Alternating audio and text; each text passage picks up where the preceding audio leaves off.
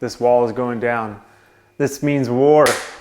Just kidding. But we are going to be doing a accent wall here on this 25-foot huge expanse of drywall that there's not even a window on. Ashley wanted me to put a window here, and I was like, I don't want to do that. Just go away. No, I'm just kidding. I want to put an accent wall here because I, for real, didn't want to put a window here. And this wall has seen better days. It's been beat up from the machines when we were doing the flooring and from the subfloor. And this guy that used to own this house, you can see a kind of a remnant of the old caulking line. He put a wainscot that was like 5.5 foot tall. I took all that out and then I started to skim coat this. And I was just like, this wall is just cursed. We're just gonna cover it all up. But this is kind of a unique area, the layout of this house. You have like this dining room area here, and then there's like no separation, and then there's this living area over here. Ashley and I actually came up with the design, and it looks pretty cool. I'll show you, I'll draw it over here on the wall. So this is gonna be our 25-foot wall that we're working with. So 25 foot. From here to there, we'll use that blue snap line that's already there. And the unique thing about this, we're gonna do 2 panels. One of them is gonna be small on the bottom, and then one of them is gonna be larger on the top. Now this right here, this middle rail is gonna be 40 inches high at the top of it, which is a typical wainscot height. But the unique thing about this, how we're gonna break it up, we're gonna do a larger panel right after that smaller one. So we're gonna do one here. It's larger than that. Then we're going to drop back down to a smaller one here, just like the first one. So we have 2 panel sizes. We have this small one and this wide one. And then all the smalls will match, all the wides will match. And then dead center in the room, we're going to have a wide panel. So just like this. And this right here, this dotted line is exactly the center of the room. And then we're just gonna have a mirror image of what we have over here. So we'll drop back to a smaller one, go to a wide one, and then we'll go back and end on our original small one. We chose to make the inside of these 46 inches. That way we can just throw a full sheet of the tempered hardboard in and have it overlap a little bit, and we can hide it with our seam. And then all we did, we knew all these were gonna be 46. And then all we do is minus that from our big number and divide it into 1, 2, 3, 4 smaller panels. And those came out to 30 inches. So that's the look that we're going for. That's the math for it. We snapped all the lines already. I'm not gonna take you guys through all that, and I'll spare you that. You've seen me do that many times. And we've moved outlets, as you can see. And we're ready to get to work really throwing these sheets in. So that's what we're gonna do, and we'll get started on that right now.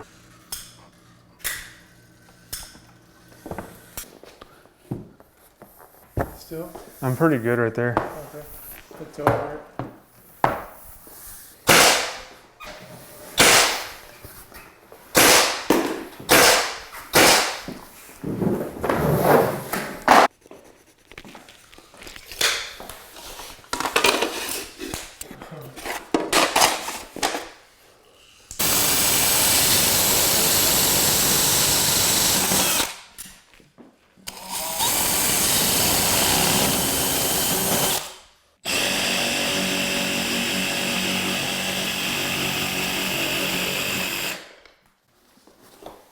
Can't believe I got this first try.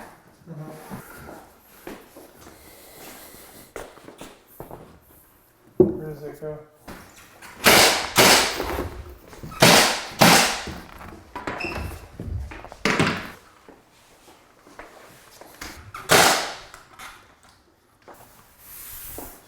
$38. Yeah, they can all be 38. We can do them all at the same time, you know. So one thing we're doing strategically with these 4x8 sheets of tempered hardboard is we're setting them on the base. So that's giving us that much more board to use. And we can throw in a full 8-foot sheet, and that line down there will get covered. We'll eventually pop this base off and then put our bottom rail on there. And then what we'll have up here is a top rail and then a crown also to hide that. So it's pretty convenient. We didn't have to cross cut these sheets. The only ones we'll have to rip down are gonna be these center pieces right here for the smaller panels, and we're gonna do that next. All right guys, as you can see, we have a very liberal amount of this PL375 on here. That's our go-to adhesive for this. I know some of you are gonna say this is overkill. That's fine, I'd rather go overkill than underkill. And if they don't have PL375, which sometimes happen, we go PL3X. And the reason for this is if you push on this, we don't wanna be able to have it give at all. We don't want it to like bend when you're pushing on it. It just feels like a cheap install.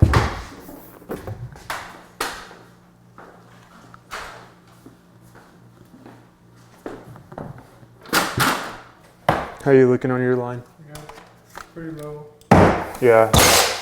Okay, so we have our full 4x8 sheets in here. Very convenient just to be able to throw those in there. Now we can take our track saw with our long track and cut these down to 38 inches. It measures 39, but we'll cut an inch off and then we'll have a 1/2 inch gap on each side so we're not forcing it in there. And then on the side, we have 40 inches. And again, we'll just cut them all to 38. That way we can just get them all in one pass, bring them in here. We have one more outlet to notch out for. That outlet right there will not be notched out for. That's for like a satellite TV. We don't use that. So we'll go to the track saw, rip those down, and then we'll be able to install those just like this.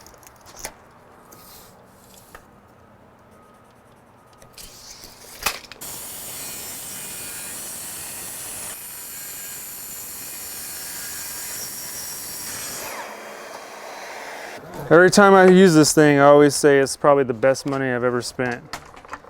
I'm gonna move this so I can cut this notch.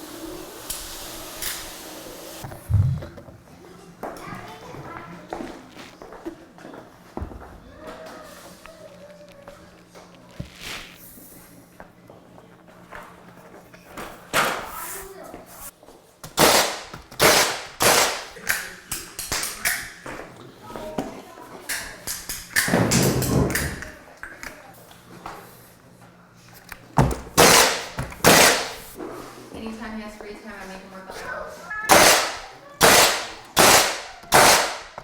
All right, so some of you are probably wondering why we're using this gun to install this stuff. The reason is my staple gun has been deflecting off this hardboard a lot lately. I don't know if it's the driver is getting weak or what, but whenever I shoot the tempered hardboard with the DeWalt stapler, it just deflects and crinkles up that staple. So something weird is going on there, but this is fine. We backed off the set on it, so the little nose right here is pushed out more, and whenever the nail drives, it doesn't just rocket through this thin material. So it's enough to hold it while the adhesive sets, and then we hit the board with the rubber mallet and just really push that adhesive on there. So this is all good to go, but that's as far as we're gonna get in this video. Next video, we're going to be installing the 1x material, which is going to actually be Windsor 1. I picked up some of their stuff today, so it's gonna be pretty cool. We'll get to work with that for the first time, and I measured all of it. It was all true 3/4, so I'm really happy about that. I know it looks like we didn't get a whole lot accomplished, but we had a long day before this. We went to the county dump and dumped a bunch of trash that piled up on the side of my house from tearing out other people's trim and scraps from just our regular jobs. So anyways, that's gonna do it for this video. I will say, because I know the question comes up anytime we use this, this is tempered hardboard. It's also called masonite or yucca board, so it has 3 names, and it's just a smooth sheet. It's made from eucalyptus, and it's usually what your interior doors are made out of. They're wrapped in a skin like that. So that's what that is. And other than that, the rest of this will all be the Windsor 1 trim boards, and those are finger joint radiata pine. So look forward for that in the next video. And I got some crazy ideas on this one. I may do some unorthodox stuff. I know for sure I'm doing it on one piece of trim. So you're gonna wanna see that. And I'm looking forward to the comments on that one, because people get fired up when you do something that something wasn't made for. I'll explain in the next video.